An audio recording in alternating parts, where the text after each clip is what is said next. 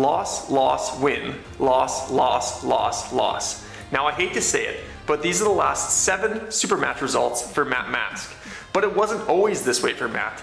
Not long ago, people were saying Matt was near the top 10 in the super heavyweight division in the whole world. And now, a couple years later, we're not even sure if he's in the top 25. So that just leaves me with one question. Will the real Matt Mask please stand up?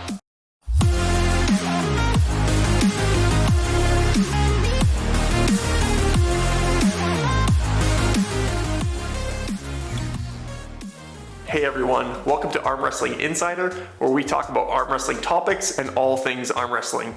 If you're into that type of thing, please consider joining the channel.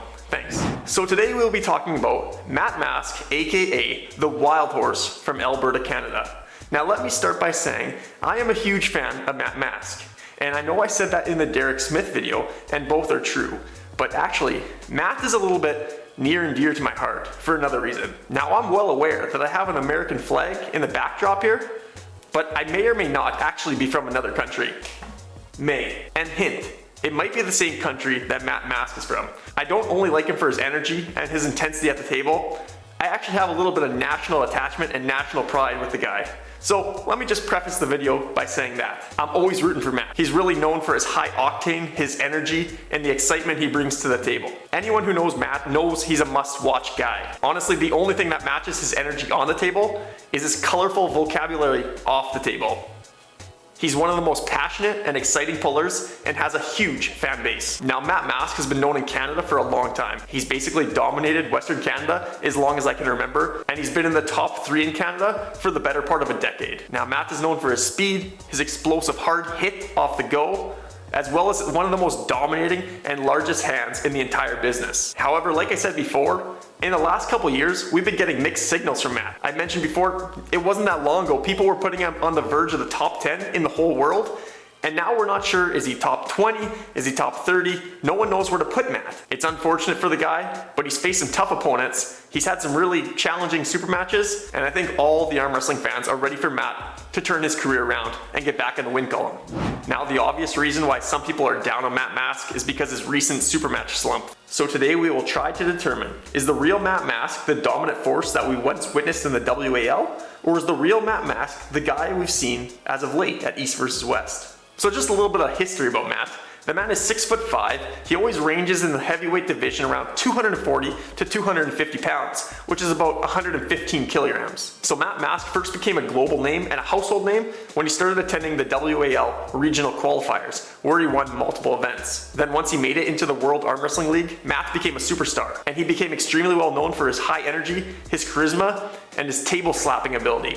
It's second to none. Honestly, I swear no table is safe with that guy. Anytime Matt's at the table, you better plug your kid's ears. Now at the WAL, Matt got super match wins against Sylvain Perron, Marcio Barbosa, Hermes Gasparini, as well as pins on Devin Larratt and Jerry Cataret. Unlike some of the guys who have the advantage of being a full-time arm wrestler, Matt has worked a full-time job in the oil field in Alberta, Canada, making arm wrestling more of a hobby or side gig than a full-time lifestyle or career. Knowing that Matt never had the time to commit 110% to arm wrestling, it's always made me wonder, and a lot of people wonder, just how good could Matt be if he fully committed and fully dove in to unlocking his true potential?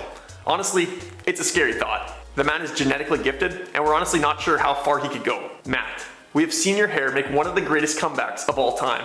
Now, sir, it is time for the Wild Horse to turn things around and do the same. It's no secret that Devin Larratt and Matt are some of the best friends off the table. On the table, they're kind of enemies and I think they hate each other, but they're buddies in real life. And one thing I always find surprising is how highly Devin always talks about Matt. Devin always raves about Matt having one of the strongest and one of the most uncomfortable hands to grip up against. I guess that being said, Matt's one of the few guys who can match Devin's hand size and his arm length as well as height on the table. But for how much Devin talks about Matt and how much he hypes him up, it's always super sad when we see Matt lose, because I feel like we all expect Matt just to do a little bit better and have a little more dominance at the table. But we have to admit the man's had a tough run lately. With such high praise from Devin and the amount of fans that Matt has, as well as the likability of this guy, I feel like the arm wrestling community as a whole, we always feel just a little bit sad when Matt loses. It's like him and John Brzenk are the two guys that everyone constantly root for, and we hate to see him lose. But unfortunately, he has been on the short end of the stick his last multiple outings. But make no mistake, Matt is not competing against bums. He's competing against the top guys in the whole entire world. In the last month, after his loss to Jordan Sonov, Matt went to social media to address the rumors that he should retire. Long story short, he basically said he's not going anywhere, and he's not going anywhere anytime soon. After Matt's loss to Prudnik, he decided to stop smoking, hire a nutritionist, and try to put on good, healthy weight. He wanted to clean up his diet and his lifestyle in order to come back a bigger, stronger Matt. Now, last I heard, he has cut down on the smoking. He's not completely done, but it's getting better. And as for a nutritionist, he said he's on the right track, which is what he wants to do. I, for one, hope he comes back the biggest, strongest Matt that we've ever seen. I want to see that wild horse go crazy on the table. Aside from his losses, Matt is still a top tier puller and a dangerous opponent for anyone. If Matt follows through on his commitment to get healthy and stronger and come back better than ever, I feel for the guy who stands in his path. What I can report to you, on April 8th, Matt does plan to attend the East vs West qualifier in Toronto, and make no mistake, Matt plans on winning. Matt has freely offered up the information. He doesn't want to jump right back into the top guys in the world. He wants to actually work his way up and earn his spot again, which I gotta respect the guy for that. So Matt Mask, my Canadian brother, I wish you nothing but the best. I want to see you come back bigger and stronger and healthier than ever. Throw away those smokes, get that nutritionist to dial in your diet, get that healthy weight on, beat up all the guys in Toronto, earn your way back to East versus West, and then take the reins off that horse and let it start bucking. Well, that's all from me, guys. Thank you so much for watching this video. If you would, please leave a comment as to who you think Matt should face next. Where do you want to see him go from here? And do you want to see him back at East versus West? And you don't have to answer that last one, because I already know the answer is yes. So, thank you for watching. I hope you have an excellent day.